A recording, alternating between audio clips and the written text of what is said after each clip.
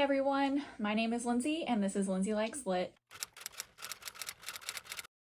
So sometimes, not all the time, but sometimes I like to build a TBR before I start the next month. I typically do better when I have a stack of books that I know I'm going to pull from, rather than just choosing at random from the absolute horde of books that is behind me. Sometimes the burden of choice makes choosing nearly impossible, and I find myself picking up a book, reading a couple pages, putting it back. So I have a TBR for May of around 8 books, which seems like a lot, and I probably won't read all of them. Please don't hold me to it. Let's get started. So first up, I want to finally get to the 3rd book of the Neopolitan novels.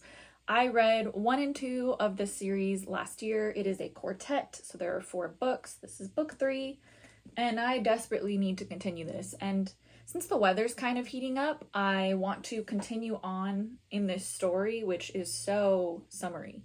Like, it really goes well with this time of year. This is one that I am hoping to get to next month. Next up, I have Paradise Rot by Jenny hval. I heard about this book from Rebecca Eats Books. She has excellent, wonderful taste in books, and she enjoyed this one from my understanding. I'll read you the synopsis. Joe is in a strange new country for university and having a more peculiar time than most. In a house with no walls, shared with a woman who has no boundaries, she finds her strange homecoming to life in unimaginable ways. Joe's sensitivity and all her senses become increasingly heightened and fraught as the lines between bodies and plants, dreaming and wakefulness, blur and mesh. It's a very little book. It sounds like a fever dream, and I'm very excited to get to this. I've had this for a while now, so it's time that I read it. Next up, I'd like to read They by Kay Dick. I really like these McNally editions. I subscribe to their quarterly subscription box, and this is one that I got earlier this year. The description is, set amid the rolling hills and the sandy shingle beaches of coastal Sussex, this disquieting novel depicts an England in which bland conformity and cultural amnesia are the terrifying order of the day. Violent gangs roam the country, destroying artworks and literature and brutalizing those who resist the purge.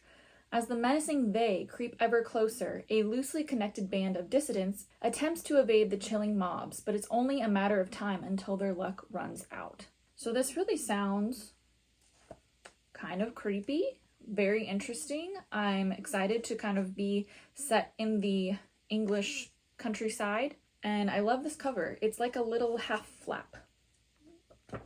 So I'm hoping to read this one. It's very, very short again, so I have no excuse. Next up, I have The Secret Lives of Church Ladies. I believe I originally heard about this from Noelle, and I've wanted to read it ever since. I just recently purchased it finally. It is a set of 9 short stories that feature 4 generations of characters grappling with who they want to be in the world, caught as they are between the church's double standards and their own needs and passions.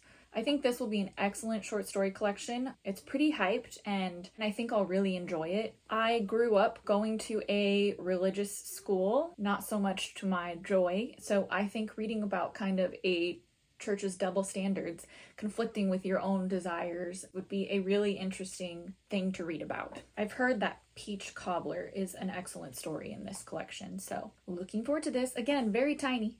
Next up, I have a mashed potato, if there ever was a mashed potato book. It is Her Body and Other Parties.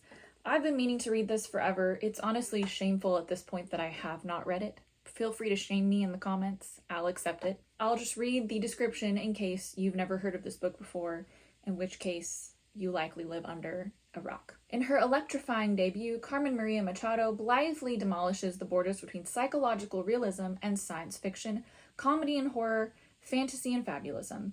Here are 8 startling stories that map the realities of women's lives and the violence visited upon their bodies. Earthy and otherworldly, antic and sexy, queer and caustic, comic and deadly serious, Her Body and Other Parties enlarges the possibilities of contemporary fiction. That was kind of vague, but I think it kind of gives you a feel for what's going to be found in these stories. I guess I'm heavy on the short stories this month. I got 2 that I plan to read, but I really am looking forward to reading this. Next up, I have a book that I need to read if I'm ever to call myself a booktuber, Fake Accounts by Lauren Oyler. So let me read you the description on the back. On the eve of Donald Trump's inauguration, a young woman snoops through her boyfriend's phone and makes a startling discovery. He's an anonymous internet conspiracy theorist, and a popular one at that. Already fluent in internet fakery, irony, and outrage, she's not exactly shocked by the revelation. Actually, she's relieved. He was always a little distant, and she plots to end their floundering relationship while on a trip to the Women's March in D.C. But the uncovering of his double life is only the first in a series of bizarre twists that expose a world whose truths are shaped by online lies. That's just the first paragraph, and I think that kind of gives you an idea of what's going to happen in this book. This is a favorite of many of my favorite booktubers, so I need to read this. I need to.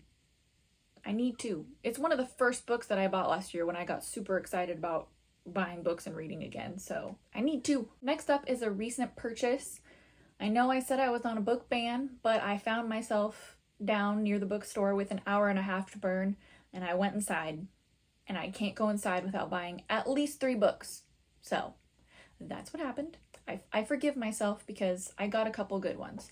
But this is one of them. This is Everything I Need I Get From You, How Fangirls Created the Internet as We Know It by Kaitlyn Tiffany. I'll just quickly read the description. In Everything I Need I Get From You, Kaitlyn Tiffany guides us through the online world of fans, stans, and boy bands. That was some fun rhyming. Along the way, we meet girls who damage their lungs by screaming too loudly, fans rallying together to manipulate chart numbers, and an underworld of inside jokes surrounding One Direction band members' allergies, internet typos, and hairstyles. In the process, Tiffany makes a convincing and often moving argument that fangirls, in their ingenuity and collaboration, created the social internet as we know today. I'm really interested in kind of internet history, and I think this will be an interesting read about how basically women created fandom and the internet as it is. Looking forward to this one. Last but not least, the great white whale of my books, Bunny by Mona Awad. Again, I've heard mixed reviews on this, but a lot of people who have similar book taste to me have absolutely loved this book. For example, Kayla from Books and Lala, she loves this book. She reread it this year and she loved it even more than the first time. And she tends to have the same kind of disturbing horror, literary fiction taste as me. I'm absolutely looking forward to this. Let me just quickly read the description. A scholarship student who prefers the company of her dark imagination to that of most people, Samantha Heather Mackey is utterly repelled by the rest of her graduate fiction writing cohort at New England's elite Warren University. A clique of unbearably saccharine yet sinister rich girls who call each other Bunny and seem to move and speak as one. But everything changes when Samantha receives an invitation to the Bunny's fabled smut salon and finds herself inexplicably drawn to their front door, ditching her only friend Ava in the process. As Samantha plunges deeper and deeper into the Bunny's world and begins to take part in their monstrous experiments, the edges of reality begin to blur.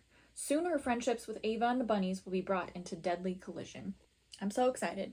This might be a favorite. It might be the worst thing I've ever read. I think it will be a favorite, but who knows? Yeah. So that's really it for this video. Just a short little update on what I plan on reading next month. I'm currently reading Mating by Norman Rush, and this is a chunky book. It doesn't look it, but the print is pretty small on the page. And I'm only at about page 66. So this book might kind of interrupt my TBR plans, but we'll see. Hopefully I can finish it. Well, that's it for this video. Thank you for watching. Let me know any books that you're planning to read in May. Do you even make TBRs, or do you just kind of go with the flow? I used to go with the flow, and then I became a book hoarder, and I can no longer choose. One nice feature in storygraph, you would think that I'm like sponsored by storygraph. I'm not. I just really love that app. But a nice feature in storygraph is that you can pick 5 books for your up next in your TBR, and I typically use that feature just to plan what I'm going to read next. Do I always follow it? No, because sometimes a book catches my fancy and I just decide, screw my TBR. I want to read that. And that might happen for May. But at least for now, we've got these books that I hope to read. Anyways, like, subscribe, do whatever you want. Have a good weekend. Let me know if you've read any of these and if you loved or hated them and what you plan to read in May if you're a TBR person. Thanks. Bye. Jimmy has been in the bathtub, which was wet, so he feels very damp. He's also in a crazy mood right now. Look at these eyeballs. He's my little baby. Okay. Bye!